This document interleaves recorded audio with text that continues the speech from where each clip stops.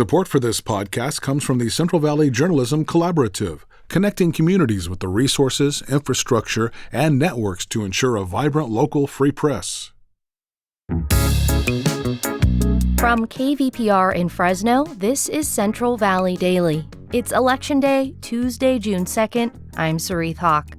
Under the Trump administration, there have been major cuts to government aid programs. That includes new threats to withhold funding altogether. Fraud needs to be dealt with, and I have no sympathy for fraudsters. They should be prosecuted. But the answer can't be taking food away from hungry people, which is what they're doing. It can't be using that as a pretext to simply punish states that didn't vote for the president.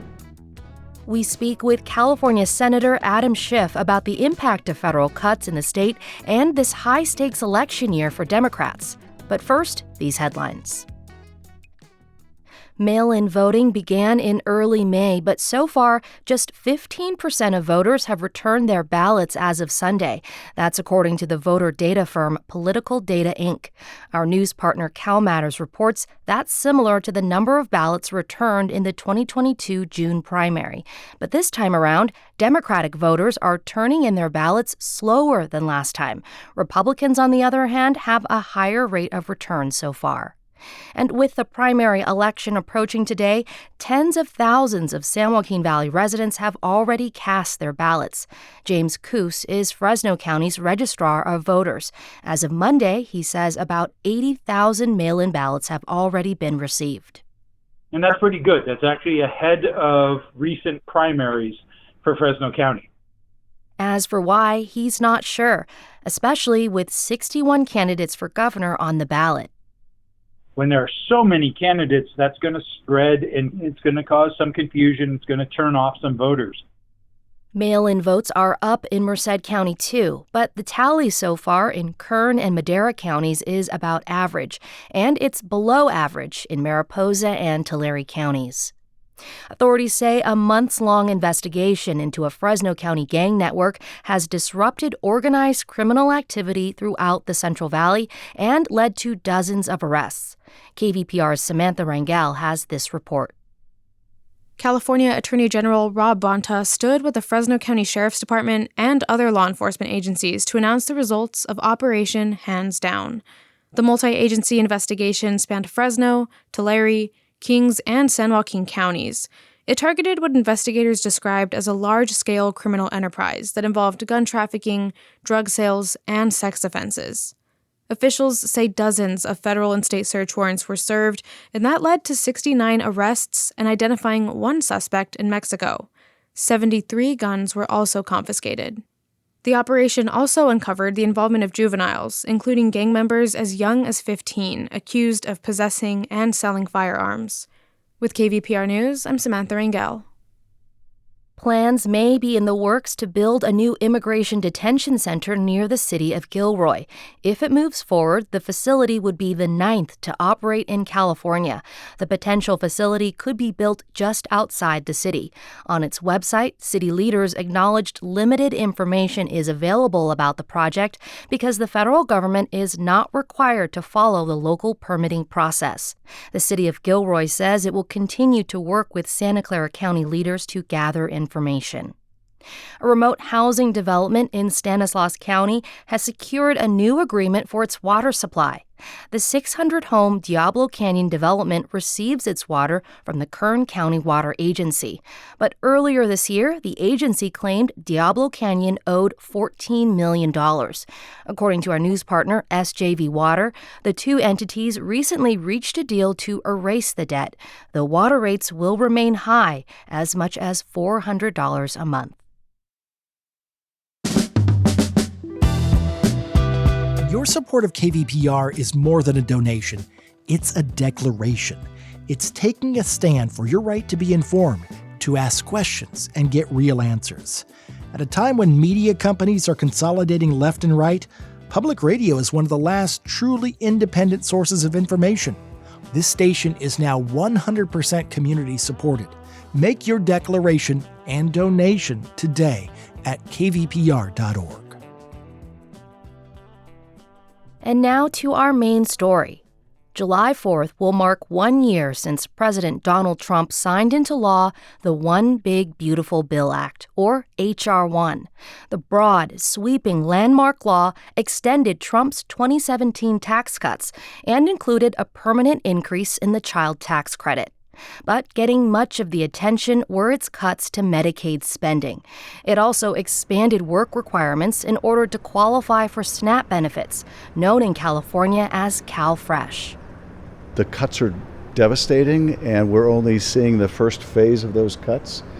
Soon there are going to be even more significant losses of SNAP benefits. That's U.S. Senator Adam Schiff from California. Last week, he visited the Central California Food Bank in Fresno, which is bracing for these deep cuts. Schiff spent time listening to a roundtable of concerned advocates and agencies who see firsthand the big need for the food bank. The new work requirements that went into effect on Monday give 3 months for CalFresh recipients to meet the criteria or lose their benefits. I think what was most impactful were hearing from people that are getting food here and what it means when their SNAP benefits get cut, what it means when you hear the mother of 2 children who is worried about how is she going to feed her family and having to make those difficult choices. According to the Nonpartisan Research and Policy Institute, the Center on Budget and Policy Priorities, it's estimated that SNAP participation has fallen by 3.5 million people nationwide since the law was implemented. In California, that number has dropped by 6%. The cuts that we made to food programs, the cuts we made to SNAP, and I say we as a Congress as a whole because I voted against it, but that was to fund tax cuts for really wealthy people and large corporations. So we're taking food away from places like this and the hungry families they serve so that we can fund a tax cut for super wealthy people who already have more they could spend in a lifetime. And that just seems so wrong to me. As part of his Valley visit, Schiff touted $1 million in federal funding he secured to help construct a new volunteer center at the Central California Food Bank. The facility will help pack and process more food for families. At the event, I had the chance to speak one-on-one with the Democratic senator. We discussed what's at stake for California, with more threats of federal cuts to health care benefits on the horizon. Well, these cuts are targeting basically blue states. It's as if there's no fraud in red states, which is a plain falsehood. Fraud needs to be dealt with, and I have no sympathy for fraudsters. They should be prosecuted. But the answer can't be taking food away from hungry people, which is what they're doing. It can't be using that as a pretext to simply punish states that didn't vote for the president.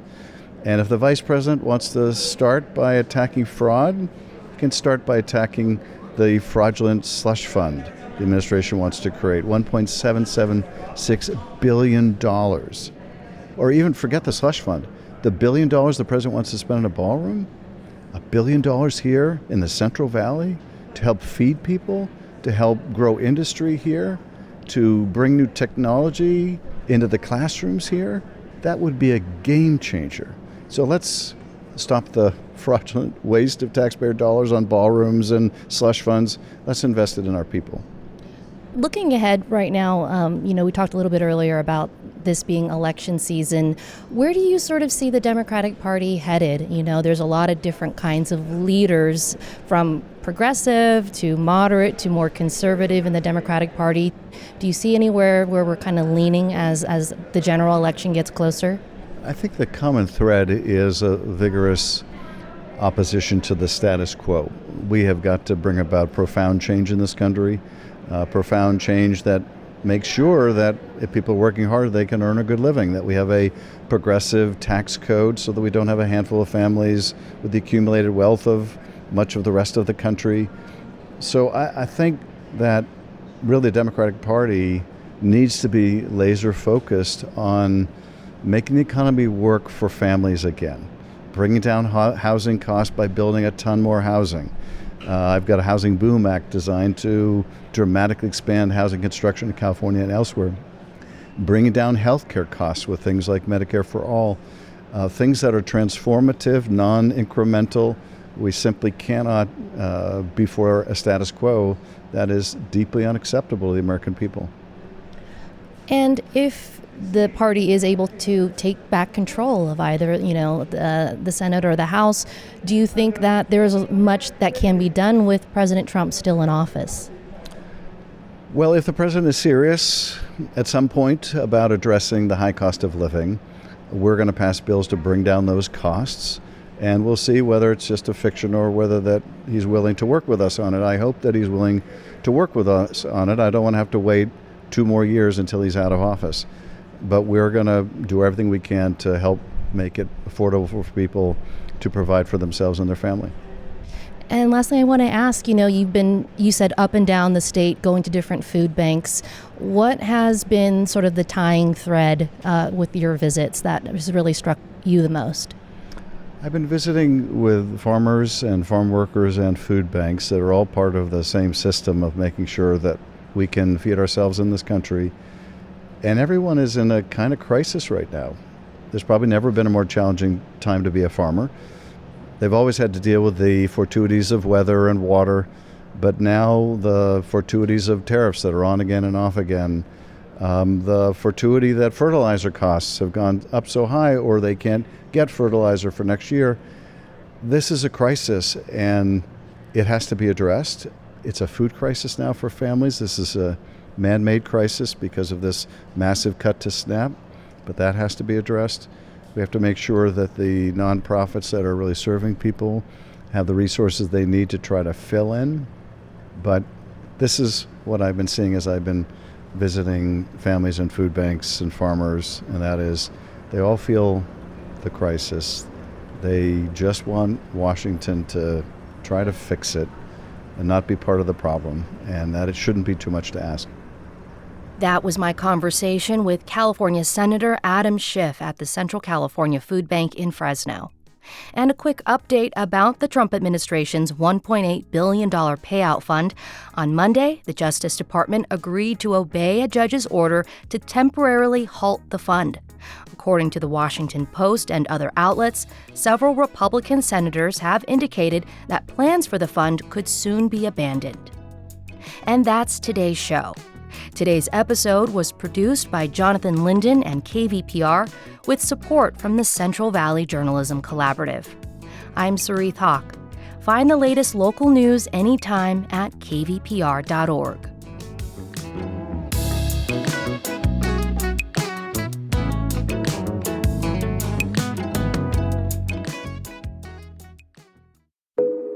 Each story you hear on Planet Money starts with a question. What happens if we refund tariffs? Why are groceries so expensive? At NPR, we stand for your right to be curious because the forces shaping our world can be hard to see. Follow NPR's Planet Money wherever you get your podcasts and start seeing how the economy really works.